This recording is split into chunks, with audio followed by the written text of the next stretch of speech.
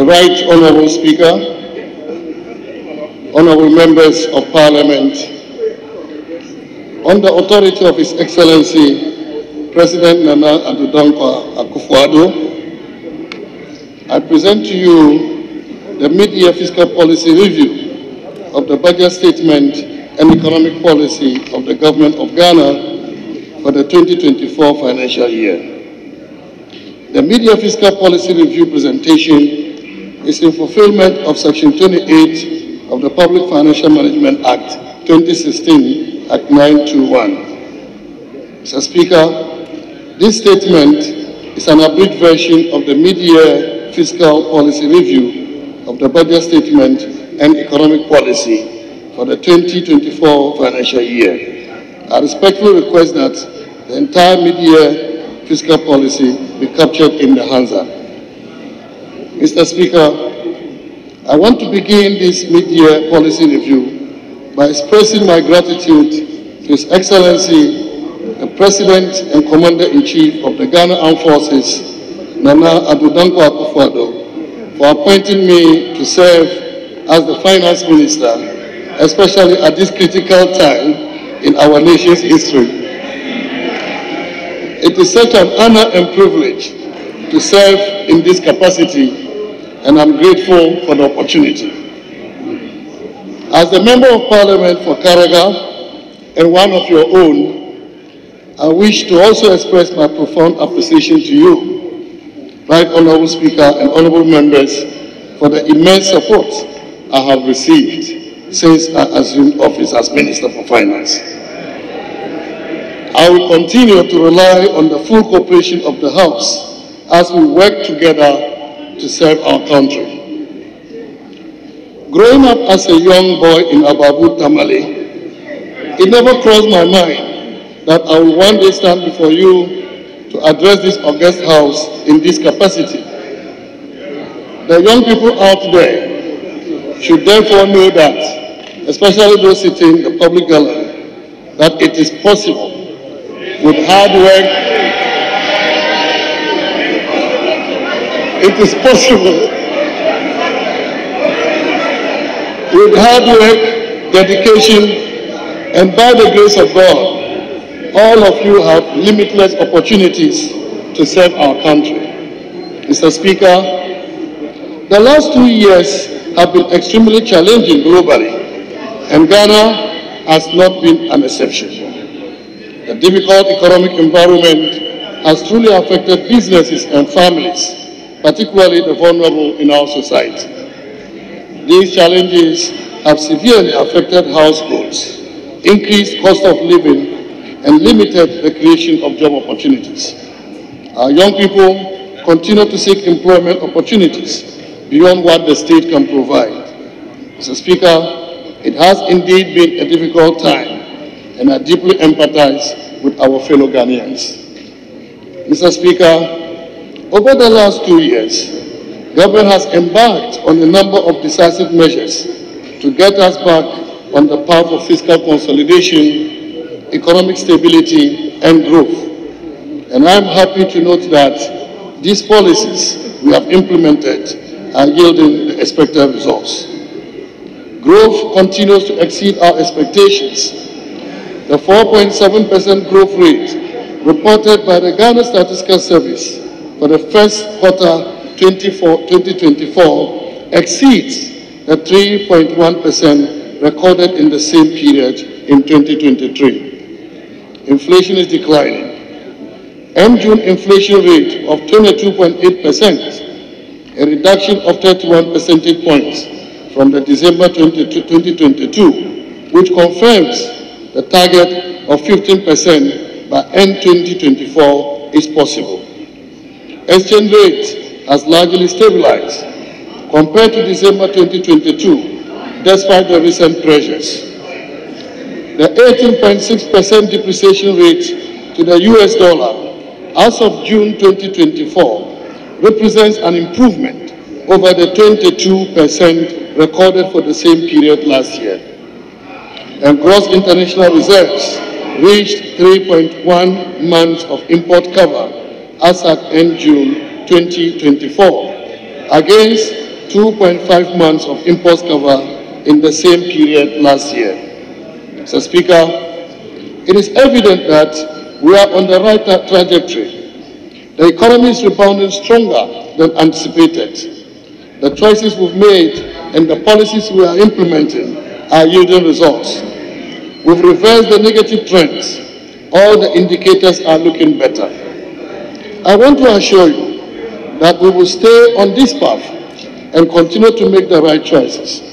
Our economy is recovering and the recovery is fast and strong. Mr. Speaker, over the last 6 months, we've sought to bring some urgency and speed to the implementation of key government programs and also swiftly provided the necessary support for growth-enhancing initiatives. I am again happy to inform this august House that with the support of His Excellency the President, Cabinet, and all stakeholders, we have successfully concluded the second review of our extended credit facility with the International Monetary Fund, which led to the disbursement of the third tranche of $360 million, bringing total disbursement to about $1.6 billion. We have completed the debt restructuring program with the Official Creditor Committee of Ghana, covering $5.1 billion, resulting in approximately $2.8 billion of debt service relief. This means that we will not service our debt to our official creditors from 2023 to 2026. We have concluded negotiations with our Eurobond holders, covering $13.1 billion, which will lead to a cancellation of $4.7 billion of our debt and provide debt service relief of another $4.4 billion between 2023 and 2026. We've concluded our negotiations with 5 of the 7 independent power producers, which will lead to a saving of $6.6 billion over the remaining lifetime of the power purchase agreements. We've reined in expenditures to ensure we are within the 2024 budget appropriation and exceeded the mid-year non-oil revenue target by 3.7%. In effect, Mr. Speaker, we are living within our means. Indeed, consistent with our programs with the IMF, we are on course to achieving a primary surplus of 0.5% of GDP by end of the year. We've cleared all outstanding bank transfer advice, BTAs, up to 2022 and working hard to pay BTAs from 2023. We've embarked on major reforms of state-owned enterprises, especially those in the energy and cocoa sectors, to be fiscally prudent and reduce their risk on the budget. We've launched the SME Go program to provide financial and technical support to SMEs. We've disbursed 5.4 billion Ghana cedis to support LEAP, school feeding program, capitation grant, and NHIS since January 2024 to reduce the burden on the vulnerable in our society.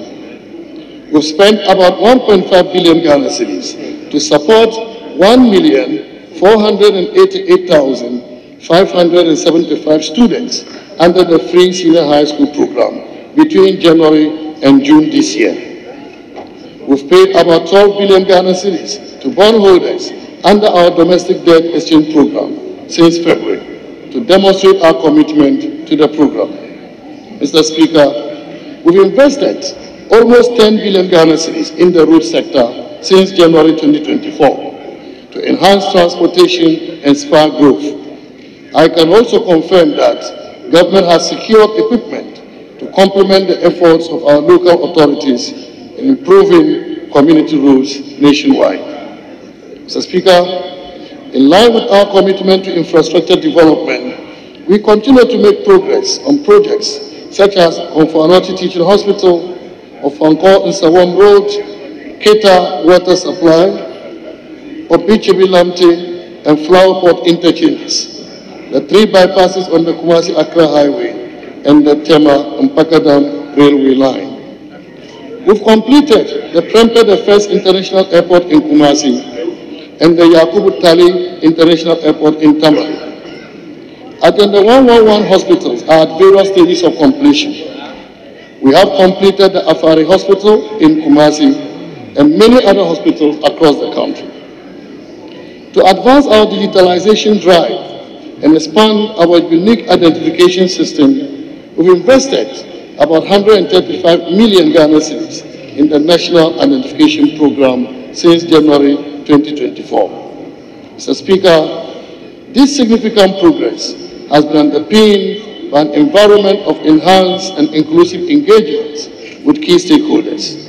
These engagements have provided useful feedback, improved our understanding, and boosted our cooperation with stakeholders. Mr. Speaker, the stabilization is real. We are determined to stay the course on our fiscal consolidation program. Increased attention will continue to be given to prudent management of approved expenditures and improved revenue mobilization. We will also continue with our programs of delivering critical physical and digital infrastructure. To generate economic activity and increase growth, we will focus on increasing our investments in the road sector under the Economic Growth Improvement Program area. This program will ensure that roads are built to connect producing areas to market centers and to key tourist sites. Accordingly, certain critical economic roads have been prioritized. We are structuring a financial arrangement that will ensure the timely completion of these strategic roads: the Accra-Kumasi Highway, Accra-Takoradi Highway, Takoradi-Agona-Nkonta Junction, and Tema-Afenya Road. We will work with the private sector to close the national housing deficit and optimize land use in urban areas. We will use public-private partnership to deliver public infrastructure projects. Mr. Speaker, Cabinet has also granted approval for the disbursement of an additional 1.5 billion Ghana cedis to provide relief and bailout for those whose funds have been locked up in the fund management companies. The establishment of a framework for the reintroduction of road and bridge tolls in 2025. The operationalization of the integrated property tax system and the review of the fiscal responsibility rules to include a debt rule to support debt sustainability, as well as the establishment of independent fiscal council. Mr. Speaker, our outlook for the rest of the year also takes cognizance of key risks. The IMF this month has already noted that the global economy is in a sticky spot. Upside risk to inflation and their impact on interest rates remain. These coexist in an environment of escalating trade tensions and increased policy uncertainty. On the domestic front, we recognize the need to meet large debt service payments relating to our just-ended debt operations.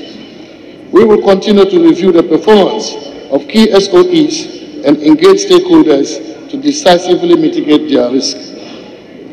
Despite these significant risks, this mid-year fiscal policy review reassesses government's commitment to pursue growth in a context of fiscal consolidation and debt sustainability. Mr. Speaker, the developments in key operations for the economy, as at mid-year, have prompted shifts in some of the assumptions that underpin the 2024 budget, presented in November 2023. There have been changes in amortization, interest costs due to the external debt operations, and disbursement forecast for externally funded projects. In this regard, we will remain within the appropriation for 2024. Accordingly, Mr. Speaker, we are not seeking supplementary funds in this mid-year review. We are determined to be more efficient, strategic, and intentional to enrich and entrench fiscal consolidation and strongly promote growth.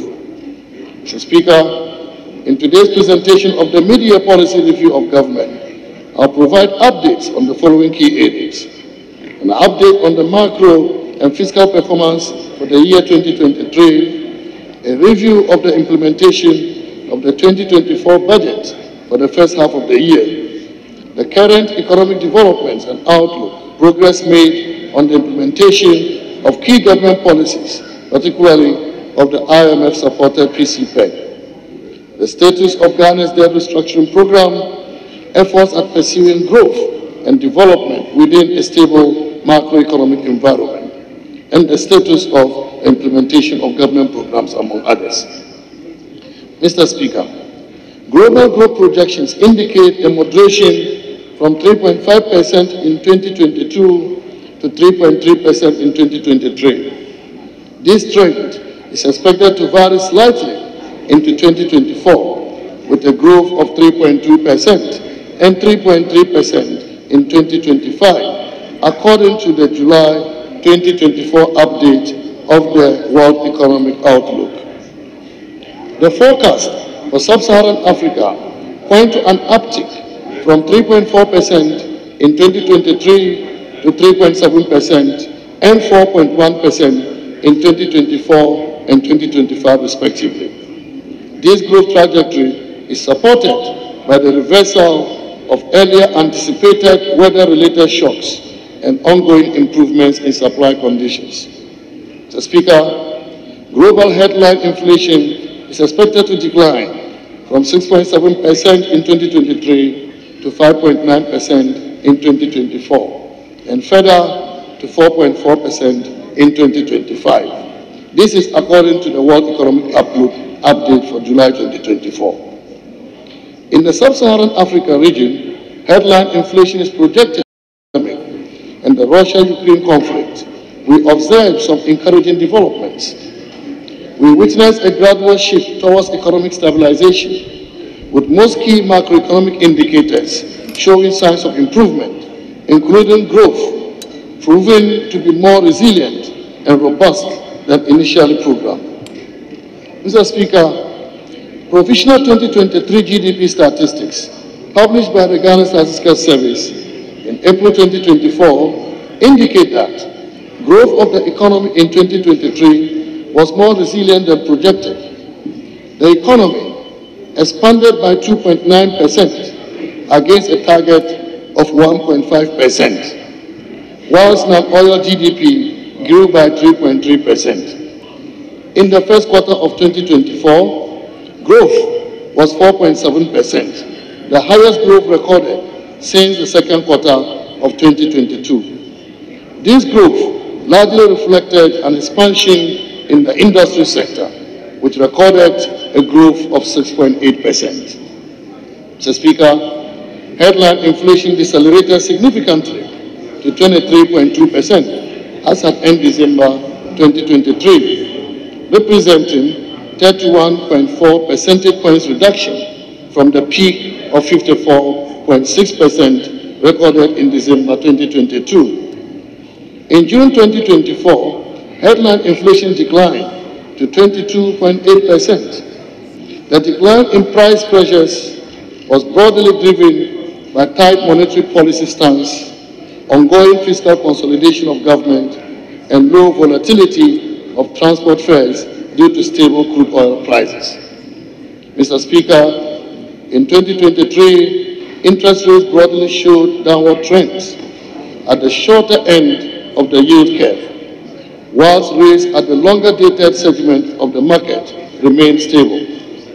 The 91-day and 182-day Treasury bill rates decreased to 29.4% and 31.7% in December 2023, and further down to 24.9% and 24.6% in June 2024, coming down from 35.5% and 36.2% recorded in December 2022.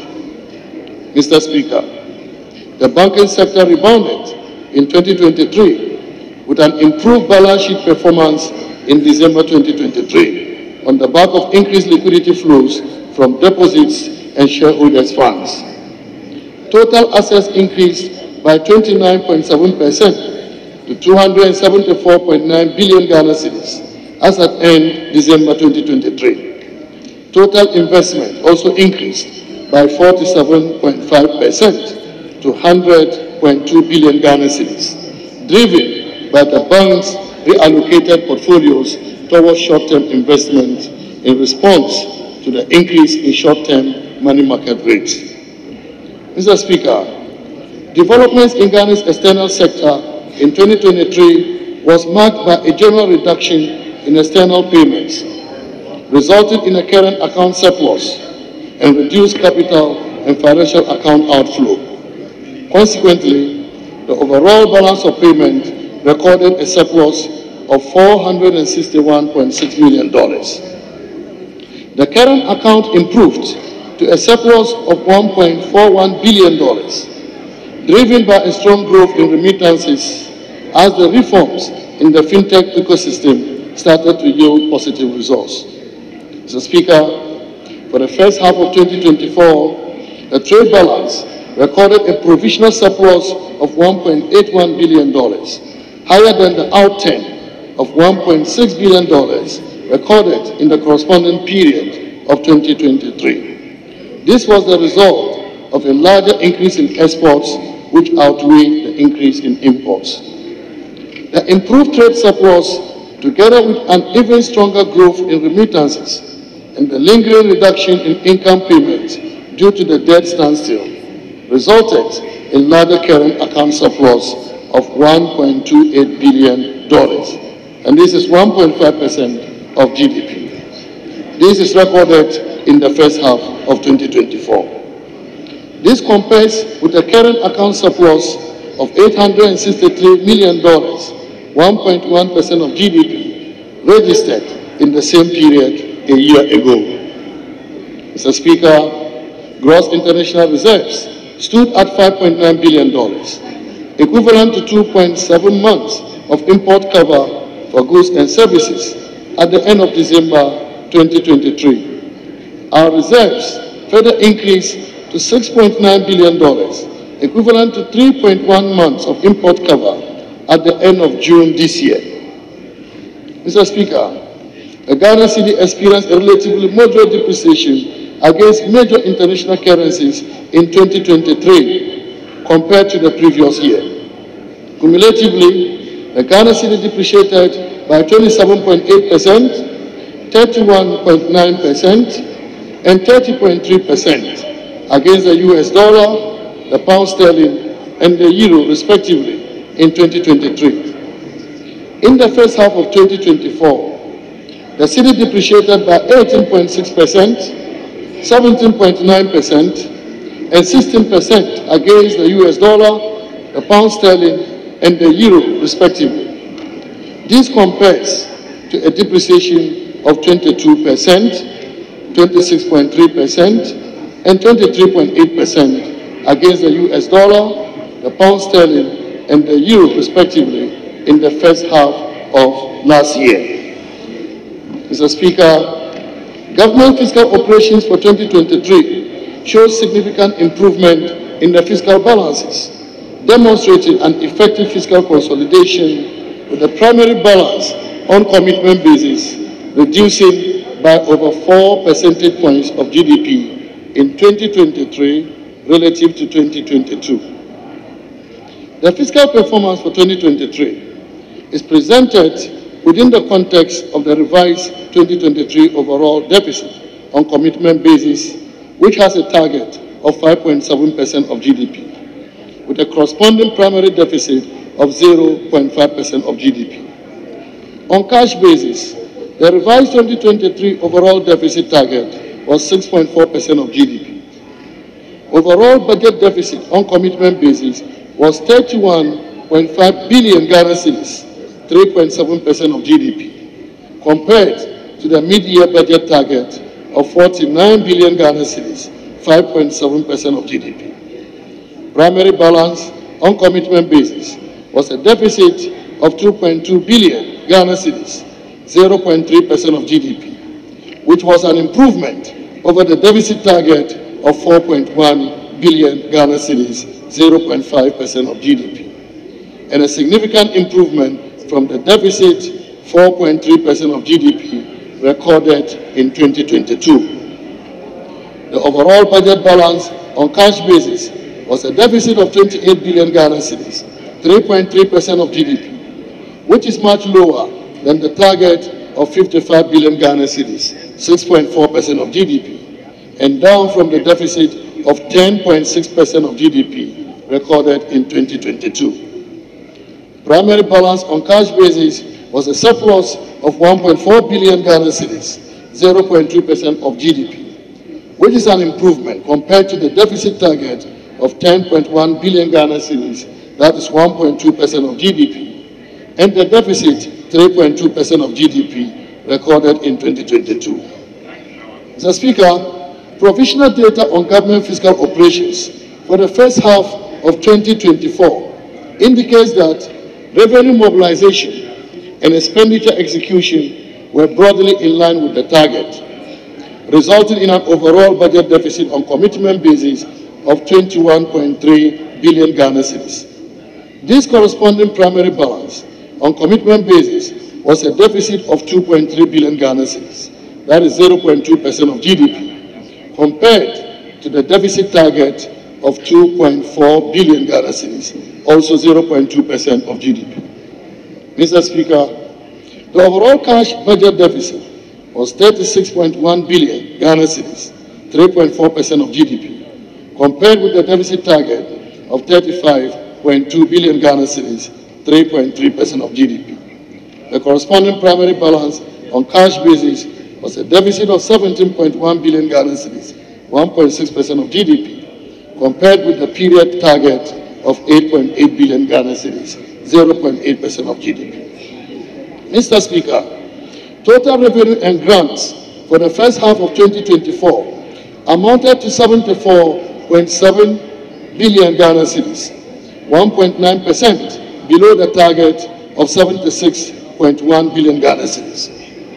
Despite the shortfalls, the outturn shows a nominal year-on-year growth of 24.6% and constitutes 42.3% of the budget's total revenue for the year.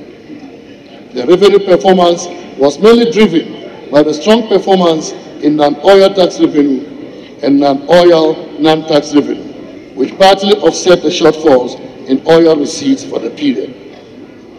Mr. Speaker, total expenditures commitment amounted to 95.9 billion Ghana cedis, below the budget target of 104.8 billion Ghana cedis.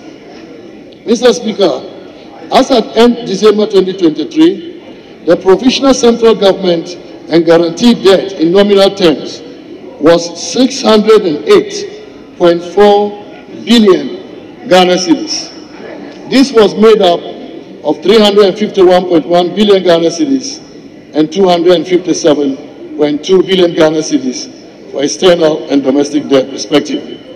Mr. Speaker, the provisional total central government debt as at end June 2024 stood at 742 billion Ghana cedis, equivalent to 70.6% of GDP.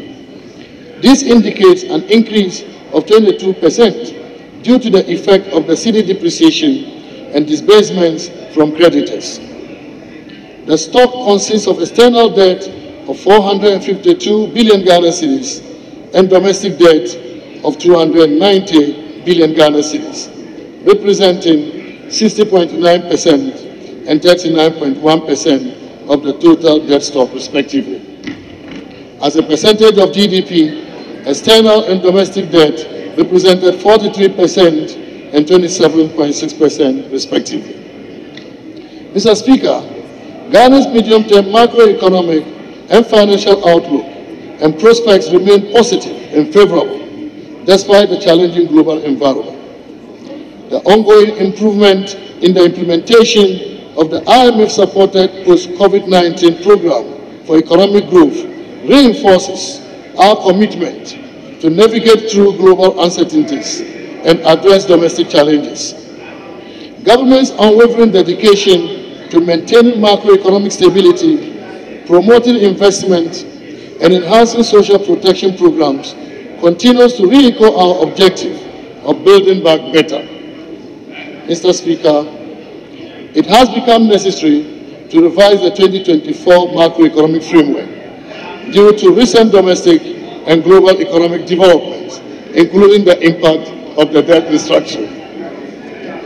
Mr. Speaker, key revisions to the macro fiscal targets for 2024 include overall real GDP growth rate revised upwards from 2.8% to 3.1%. Non-oil real GDP growth rate is revised upwards from 2.1% to 2.8%. Growth in GDP deflator scaled down from 20.2% to 17.5%. Nominal overall GDP has been revised from 1.050 billion Ghana cedis, that is 1 trillion Ghana cedis, to 1.020 billion Ghana cedis. Non-oil GDP has been revised from 979 billion Ghana cedis to 977 billion Ghana cedis.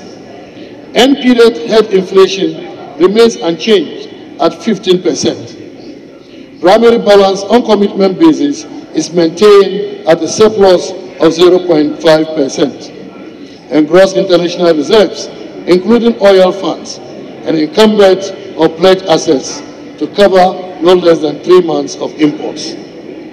Mr. Speaker, accounting for these developments, the revision of the 2024 fiscal framework indicates that the primary balance on commitment basis remains unchanged at the targeted surplus of 0.5% of GDP, in line with the IMF-supported PCPEC objectives. Mr. Speaker, total revenue and grants have been revised upwards by 0.5% to 177.2 billion Ghana cedis in 2024, from the 2024 budget target of 176.4 billion Ghana cedis. This largely reflects increase in non-oil tax revenue, which has been increased from 14.8 billion Ghana cedis to 15.6 billion Ghana cedis to reflect dividends from interest accrued in the ESLA accounts. Mr. Speaker, total expenditure on commitment has been revised downward by 2.1% to 219.7 billion Ghana cedis from the original budget projection of 226.7 billion Ghana cedis. This revision is largely on the back of interest payments, which has been revised downwards by 7.9 billion Ghana cedis to reflect the impact of the external debt restructuring on external interest payments. Mr. Speaker, the overall balance on commitment basis has been revised from a deficit of 50.3 billion Ghana cedis to a deficit of 42.5 billion Ghana cedis. The primary balance on commitment basis is therefore maintained at surplus of 0.5% of GDP. Mr. Speaker, the cash deficit of 54.1 billion Ghana cedis is expected to be financed from foreign and domestic sources. The net foreign financing will amount to 15.2 billion Ghana cedis, representing 28.1% of the total financing for 2024.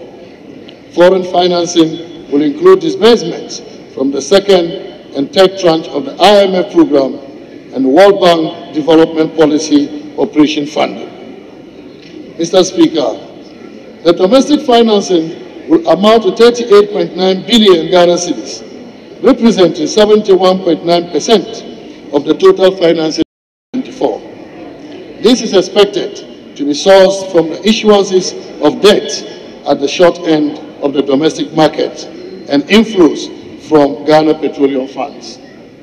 Mr. Speaker, the 2024 medium-term debt strategy will continue to build on the strategy implemented in the first half of the year. The strategy will focus on an appropriate financing mix aimed at supporting fiscal consolidation without compromising macroeconomic stability and debt sustainability. Mr. Speaker, I am pleased to report that government has made substantial progress since the completion of the domestic debt exchange program in September 2023. We've successfully honored 2 coupon payments, with the second payment of about 5.9 billion Ghana cedis in February 2024. Furthermore, we are on track to make the third coupon payment of 6.1 billion Ghana cedis in August 2024. The timely payments of these coupons will undoubtedly improve investor confidence in the domestic market and bolster the overall economy. After an 8-month period of negotiations, Mr. Speaker, Government and the Official Creditor Committee for Ghana reached an agreement in principle on the 12th January 2024, outlining the broad parameters for the restructuring of official bilateral debts. Subsequently, on the 11th June 2024, Government and the OCC reached an agreement on an MOU covering the restructuring of about $5.1 billion of the official bilateral debt. Mr. Speaker, as I indicated earlier, I am pleased to report that this agreement resulted in debt service relief amounting to $2.8 billion over the course of the IMF program 2023 to 2026, which will provide critical liquidity support to the economy. Mr. Speaker, the MOU will serve as the guiding document for amending individual country claims against Ghana. The next critical step is a direct engagement with the bilateral creditors to implement the mutually agreed restructuring terms. Mr. Speaker, Government is committed to securing debt treatment from all other external creditors, consistent with the comparability of treatment principle enshrined in the G20 Common Framework. We are pleased to announce that on the 24th June 2024, Government reached an agreement in principle with the Eurobond holders to restructure approximately $13.1 billion of outstanding Eurobonds. Additionally, it reduces the nominal value of the outstanding Eurobonds by $4.7 billion and provides debt service relief of about $4.4 billion during the program period. Mr. Speaker, the debt restructuring will result in reducing the present value of our public debt to 55% by 2028, as embedded in the IMF-supported program. Mr. Speaker, the Government of Ghana remains committed to engaging in good faith negotiations with other commercial external creditors, comprising primarily private banks and suppliers or contractors that have provided commercial loan facilities. Our objective is to finalize restructuring agreements with these creditors that uphold the principle of comparability of treatment and addresses Ghana's requirement for debt relief, ensuring a comprehensive and sustainable approach to our external debt obligations. The debt restructuring has been a crucial pillar of Ghana's economic recovery from the 2022 crisis. It has helped to restore confidence in the economy, and the following benefits are evident: rapid restoration of macroeconomic stability and debt sustainability, avoidance of steeper fiscal adjustment, creation of fiscal space for development spending, and prevention of a domestic and external banking crisis. Mr. Speaker, despite the benefits, we remain committed to exercising caution, informed by the lessons learned from our experiences and the sacrifices of the Ghanaian people. Our debt strategy going forward includes deepening reforms to ensure irreversibility and building buffers to reduce vulnerabilities and enhance resilience. Mr. Speaker, in the 2024 budget statement and economic policy, Government outlined a series of revenue measures consistent with the medium-term revenue strategy. The measures reflected the commitment of Government to improve the tax-to-GDP ratio from the current 14.1% to 18 to 20% by 2027. In the 2024 budget, Government amended existing legislation to give effect to the revenue measures. These measures also aim to broaden the tax base and improve tax compliance for a more equitable and efficient revenue system. Mr. Speaker, whilst not all the measures were implemented in the first half of the year through enhanced compliance and enforcement, the Ghana Revenue Authority exceeded its mid-year target by 0.2%. Similarly, non-tax revenue performance, as at the end of June, exceeded the target by 14%. Mr. Speaker, in line with its commitment to ensuring full disclosure of retained internal generated funds by public institutions, government has deployed the Ghana.gov platform to over 1,500 public institutions and also rolled out the Ghana Integrated Financial Management Information System, GIFMIX, to 287 IGF-reliant public institutions. As at the end of June, 140 public institutions, including GRA, had gone live and received payments through the platform, totaling 56.4 billion cedis, an increase of 34.6% compared to the same period in 2023. Mr. Speaker, for the rest of the year, the Ministry of Finance will deepen engagement with both GRA and relevant stakeholders to effectively implement policy, administrative, and regulatory measures to ensure that the revenue targets are met. Mr. Speaker, to broaden the tax base, a simplified digital solution for the operationalization of the modified taxation scheme will be deployed, as well as an electronic bookkeeping system. Additionally, 2,000 more taxpayers will be onboarded onto the electronic invoicing system, the EVAT system, by the close of the year. GRA will also continue with the cleaning of the taxpayer register and onboard more taxpayers onto its electronic systems to improve the taxpayer experience and compliance. In addition, GRA will continue to enforce and enhance data sharing with other tax jurisdictions to boost revenue mobilization. Government will reinstitute the integrated property tax system by synthesizing data from MMDAs, lands valuation, ECG, and other relevant government agencies to create a comprehensive digital property record database that will transform property data management and ensure a more efficient and accurate property tax system. Mr. Speaker, to enhance revenue mobilization by IGF-reliant covered entities, discussions will be held around provisions of incentives to those institutions that exceed their revenue target for the year. The Ministry will continue the deployment of the Ghana.gov payment platform to remaining public institutions and ensure that all those already onboarded go live. Additionally, the outstanding activities for the full rollout and utilization of the GIFMIX for the processing of IGF expenditures will be completed by the end of the year. Mr. Speaker, government will also develop a framework for the reintroduction of road and bridge tolls to facilitate the processes for the implementation of a modernized and efficient road and bridge tolling system commencing in 2025. Government undertook to ensure that we will have stability and also ensure that the economy continues to grow. Government also continued the implementation of ongoing programs and seeks in this mid-year review to provide an update on the progress and the outlook for the rest of the year. Mr. Speaker, government is determined to improve road infrastructure in the country.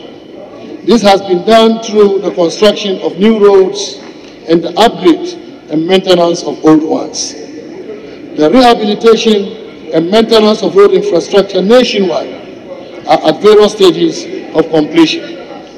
These include Jabosu, Boinzan, ongoing roads, Winibaka Aswa, Karaga Town roads, Bushabu Town roads, Tolun Daboya road, Nanton Karaga Bushabu Highway, Sefuwesu Town roads, Accra Kumasi roads, and many other roads. Some of the completed road projects include the Diaspora Link, Manshia, Anchi, Adekro, Deborah Camp, and others. Sunyani, Mbrekum inner city roads, Atebubu town roads, Asinfosu Dunkwa Koko station, Kohu Tafu Miasu roads. Mr. Speaker, in addition, the following major roads are at various stages of completion. The rehabilitation of the Tamale-Tatali Road, Phase 2 of the Tema Motorway Roundabout, construction of the flyover over the Accra-Tema Motorway from the Flower Point Roundabout on the Spintex Road to East Legon. Construction of the Phase 2 works under the Swami Interchange, dualization of the Sawam of Anko Road, works on the Aguna Nkwanta Takwa Road, works on the Domi Kitasi Road, and Phase 2 of Obichibi Lamte Interchange and ancillary works.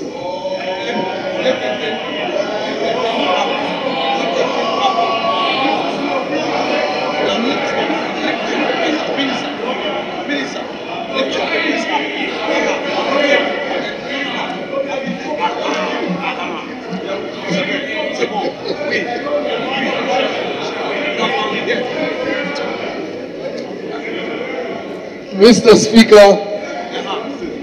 our commitment to building an efficient railway network is not just about transportation.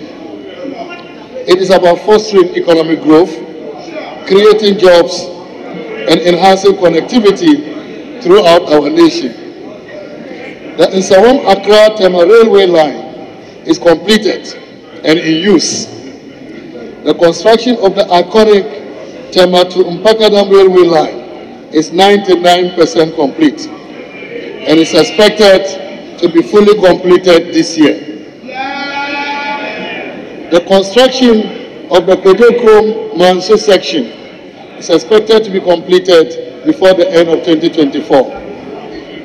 The Manso-Hani Valley, which includes the extension of the line into the Takoradi port, is expected to be completed by May 2026. Mr. Speaker, government constructed about 10 fishing ports to improve the livelihood of fishing communities. The Jamestown Fishing Port, which is the last project, is expected to be completed and commissioned by the end of 2024. Mr. Speaker, construction of an oil and gas services terminal at the Takoradi port is 77% complete.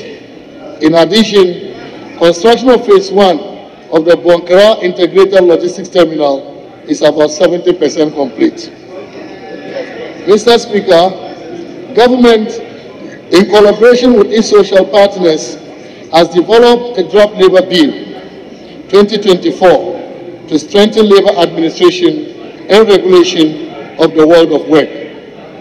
Key reforms proposed include strengthening labor migration governance, improving employment coordination, extension of maternity leave, and introduction of paternity leave, among others. The labor law is expected to be promulgated before the end of this year. Government continues to reform and position the Youth Employment Agency as a facilitator of jobs for the teeming youth of our country.